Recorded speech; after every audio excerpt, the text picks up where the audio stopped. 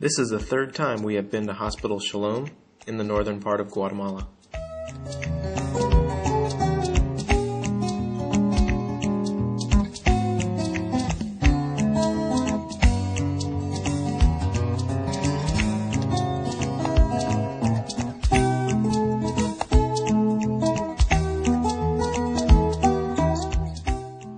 Since we started, the lab has really come a long way. It started off as an empty room with just wires in the corner, and now we have a full electrical panel.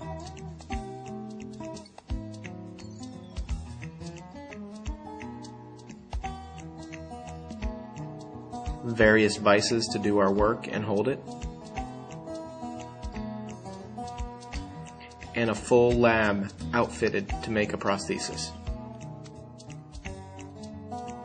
Our biggest project this time was to outfit the prosthetic lab with an air system for pneumatic tools specific for making a prosthesis.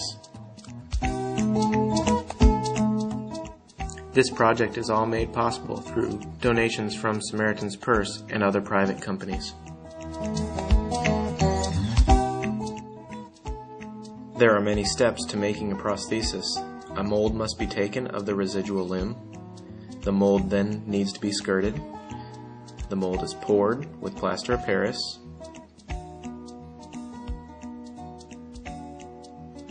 The mold is then rectified or modified to intimately fit the patient.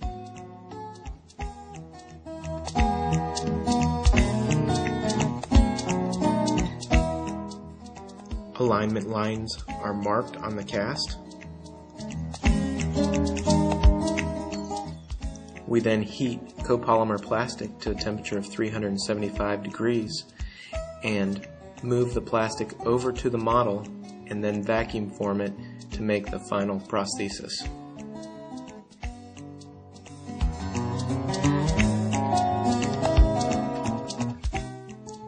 The vacuum forming process has to take place very quickly so the plastic does not cool and the vacuum is effective so we have an intimately fitting socket.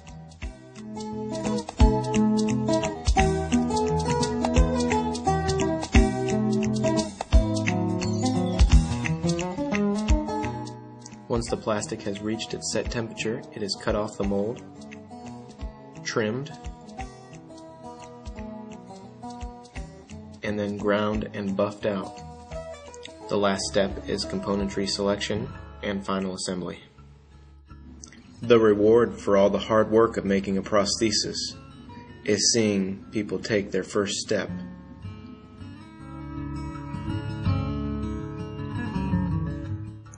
Providing a prosthesis to a patient not only helps them regain their ability to walk again, but it also provides them a sense of being a whole person.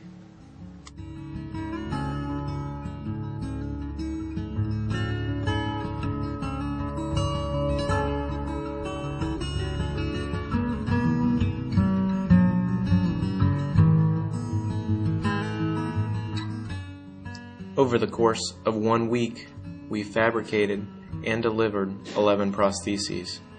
3 of them were hip disc articulations.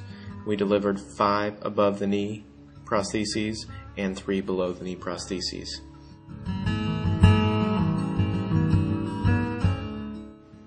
Three particular patients come to mind when I think of our experience in Guatemala.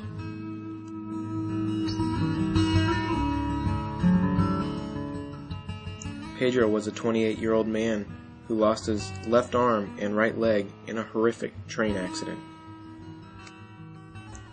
Pedro was quite emotional when we finally delivered his prosthesis. He stated that in the city he would not even be able to afford a prosthesis and would be relegated to crutches for the rest of his life.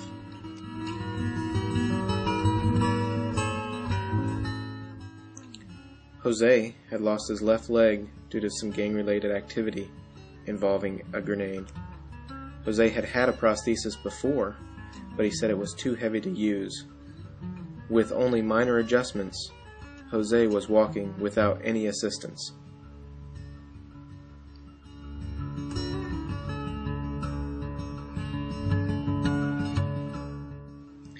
Pedro and Jose will now be returning to Guatemala City to continue the ministry outreach that they have to gang members in the prisons.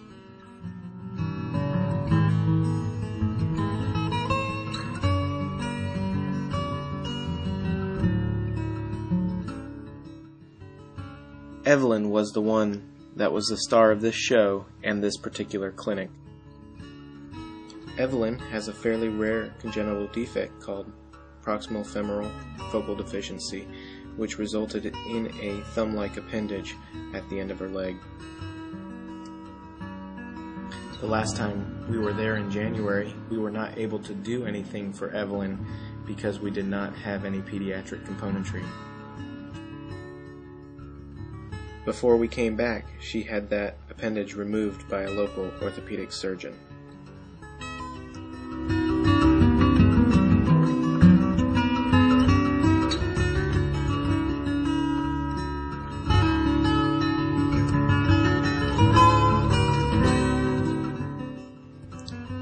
Jim Glover, who we borrowed from Beacon Prosthetics and Orthotics in Raleigh, North Carolina, did an excellent job creating this technical marvel of a prosthesis. My favorite memory with Evelyn is when she asked to whisper in my ear. At that time, she asked if she could wear her prosthesis to bed, and then she proceeded to thank me and gave us a gift of a bag of corn for the prosthesis. Watching Evelyn walk down the hall under her own power and her own will with her prosthesis was definitely the highlight of being at Hospital Shalom.